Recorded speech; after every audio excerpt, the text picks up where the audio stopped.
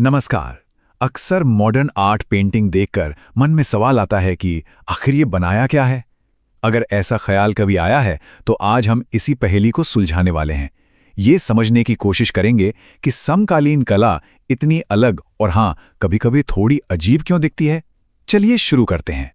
तो सबसे बड़ा सवाल तो यही उठता है ना कि भाई एक जमाना था जब कला का मतलब होता था एकदम हूबहू दिखने वाले पोर्ट्रेट, खूबसूरत लैंडस्केप। फिर अचानक से ऐसा क्या हो गया कि कला को पहचानना ही मुश्किल हो गया।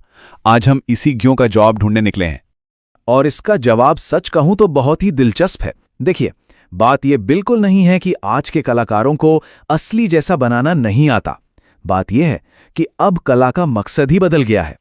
अब जोर इस पर नहीं है कि कोई चीज कितनी सुंदर या कितनी असली दिख रही है। नहीं, अब जोर इस बात पर है कि उसके पीछे का आइडिया क्या है, उसका कॉन्सेप्ट क्या है, कलाकार की सोच, उसका सवाल, उसका नजरिया। असल में अब वही तो कला है।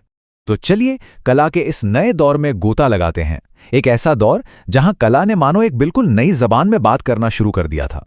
इस नई कला की पहचान थी हिम्मत। जी हां, हिम्मत। कलाकारों ने सारे नियम कायदे तोड़ने शुरू कर दिए। वो सिर्फ पेंट और कैनवस की दुनिया में कैद नहीं रहे, बल्कि हर नई चीज, हर नए मटेरियल के साथ एक्सपेरिमेंट करने लगे। और जानते हैं, कला अब सिर्फ सुंदर दिखने वाली चीज नहीं रह गई, वो समाज पर एक कॉमेंट्री बन गई, सवाल उठाने का एक जबरदस्त जरिया बन गई। और जैसे ही कलाकार उस कैनवस के छोटे से फ्रेम से बाहर निकले ना, अरे भाई, कला ने तो ऐसे ऐसे रूप लिए जिनकी किसी ने कल्पना तक नहीं की होगी। मूर्ति कला का ही उदाहरण लेते हैं। सोचिए, एक तरफ जहां पहले पत्थर या संगमरमर को तराश कर एकदम असली दिखने वाली मूर्तियां बनती थीं, वहीं अब कलाकार लोहे, प्लास्टिक, यहां तक कि कबाड़ से अपनी भावनाओं को एक आकार दे रहे थे। मकसद अब शरीर की निखुट बनावट दिखाना नहीं था। मकसद था उस मूर्ति में एक गति, एक ऊर्जा या एक खास भाव को महसूस कराना। लेकिन फिर कुछ ऐसा आया जिसने तो पूरा खेल ही पलट कर रख दिया, और वो थी इंस्टॉलेशन आर्ट। जरा सोचिए इसके बारे में। अब कला सिर्फ दीवार पर टंगी एक चीज नहीं है। नहीं, वो एक पूरा कमरा है, एक पूरा का पूरा अनुभव है जिसमें कोई भी चल फिर सकता है, उसे महसूस कर सकता है। मतलब दर्शक अब सिर्फ देख नहीं रहा, वो तो खुद उस कला का हिस्सा बन जाता है। कमाल है ना। इंस्टॉलेशन आर्ट की खासियत ही यही है कि वो आपको अपनी दुनिया में खींच लेती है। इसमें लाइट्स का, साउंड का, वीडियो का और हमारी रोजमर्रा की चीजों का इस्तेमाल करके एक ऐसा माहौल बनाया जाता है जो किसी को भी कुछ सोचने पर, कुछ महसूस करने पर मजबूर कर दे। और हाँ, ये किसी पेंटिंग की तरह हमेशा हमेशा के लिए नहीं होती। ये तो एक अनुभव की तरह होती है, एक पल की तरह। तो कला सिर्फ बाहर से अपने रूप में ही नहीं बदल रही थी, वो तो अंदर से भी बदल रही थी। अब कलाकार वो नहीं बना रहे थे जो आंखों से दिखता है, बल्कि वो बना रहे थे जो दिल से महसूस होता है। हमारी भावनाएं, हमारे विचार, हमारे सपने। और इसकी सबसे बड़ी मिसाल वो है एब्स्ट्रैक्ट आर्ट, यानी कि अमूर्त कला। इसका आप कह सकते हैं एक ही नियम है कि कोई नियम नहीं है। जो असली दुनिया में है उसे कॉपी नहीं करना है। जो मन के अंदर चल रहा है, जो महसूस हो रहा है, बस उसे रंगों और लकीरों से कैनवस पर उतार देना है। ये कलाकार ना खुशी दिखाने के लिए किसी मुस्कुराते हुए चेहरे का सहारा नहीं लेते। वो शायद चटक, चमकीले पीले रंग का इस्तेमाल करेंगे। गुस्सा दिखाना हो तो शायद तेज, नुकीली लकीरें खींचेंगे। ये कला सीधे सीधे हमारी भावनाओं से बात करती है, बीच में किसी चीज या इंसान का सहारा लिए बिना। अच्छा, इसके बाद आया क्यूबिज्म। और भाई, इसने तो हमारे देखने के तौर तरीके पर ही एक बड़ा सा सवाल खड़ा कर दिया। क्यूबिस्ट कलाकारों ने सोचा कि हम किसी भी चीज को एक बार में सिर्फ एक ही तरफ से क्यों देखें। क्या हो अगर हम उसे एक ही पल में आगे से, पीछे से, ऊपर से, नीचे से, मतलब हर तरफ से एक साथ देख पाएं। और इसे करने का उनका तरीका सच में क्रांतिकारी था। वो क्या करते थे कि किसी भी इंसान या चीज को ज्यामितीय आकारों में, मतलब ज्योमेट्रिक शेप्स में तोड़ देते थे और फिर उसके सारे अलग अलग हिस्सों को एक साथ एक ही कैनवस पर चिपका देते थे। यह बिल्कुल वैसा था मानो दुनिया को एक नई मल्टी डायमेंशनल नजर से देखा जा रहा हो।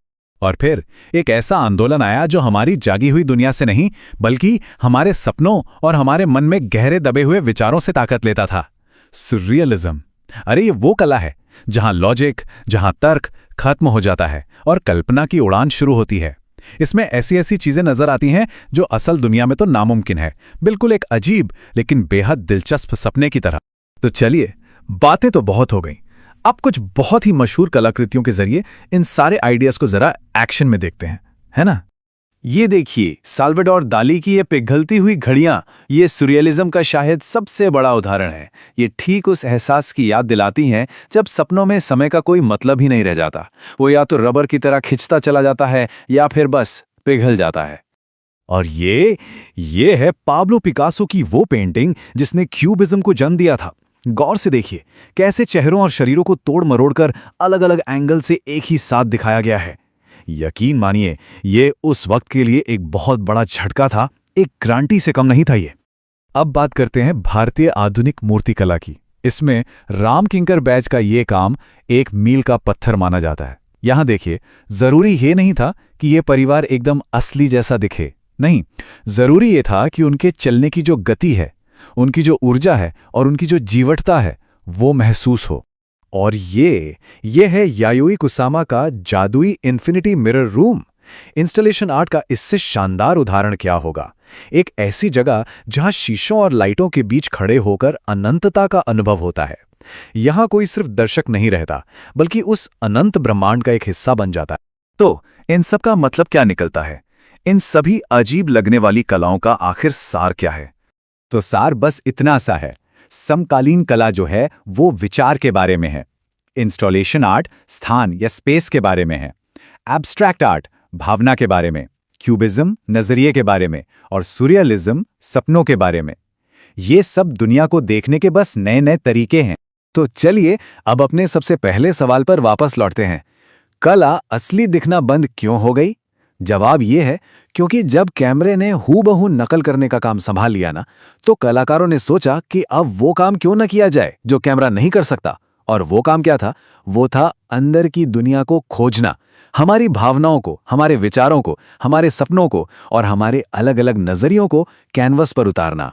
तो अब अगली बार जब कोई समकालीन कलाकृति सामने आए तो क्या उसे देखने का नजरिया वही रहेगा, या अब शायद मन में ये सवाल आएगा कि ये दिखने में कैसा है इसे छोड़ो, ये आखिर कहने की क्या कोशिश कर रहा है?